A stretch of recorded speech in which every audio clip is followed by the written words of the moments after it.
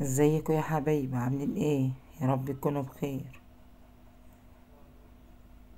النهارده بقى كان عندنا حبة شوربة بعد الأكلة بتاعة المحشي، كان في شوربة. قلنا بقى نعمل شوية كشك كده نعدي بهم اليوم. حطيت تيجي 3 معالق رز في الشوربة لغاية استووا. حطيت اللبن، ما بياخدش وقت. ف...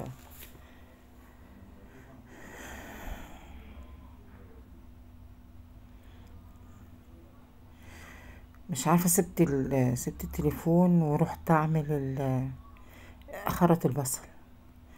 معلش بقى استحملوني. خرطت بصلتين كبار، حطيت معلقة سمنة واحمرهم كده في السمنة عشان وش الكشك، واحط حبة في قلب الكشك.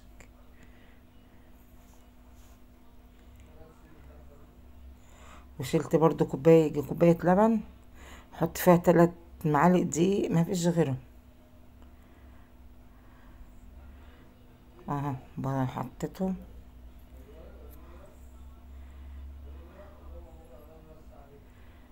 دلقتهم وحطيت مش عارفه المقطع ده ما جاش ليه، بس مش مشكله، اهو برضو اتعملت.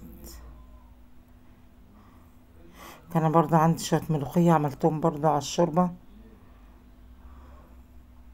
عملت كشك وعملت ملوخيه، بس كشك ابيض وجميل ازاي، ما شاء الله عليه. اغرفه بقى واحط عليه التقليه كده. والله شويه كشك يستاهلوا بقكم. متنسونيش في اللايك والشير عشان يوصل لكم مني كل جديد. احنا مع بعض ان شاء الله. اللهم صل وسلم وبارك على سيدنا مولانا محمد صلى الله عليه وسلم. ربنا يفرجها علينا وعلى كل متضايق يا رب.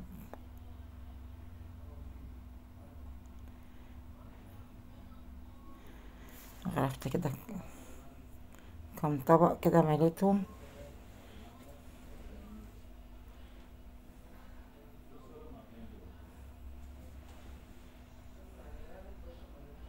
ما شاء الله عليك، جميل والله، في منتهى الجمال.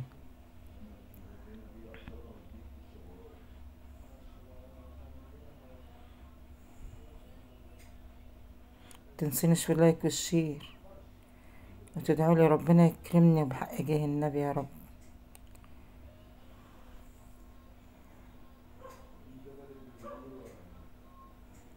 حطيت على وش التقلية كده، ومخلل بقى من اللي انا عاملاه، بالهنا والشفا، مع الف سلامه.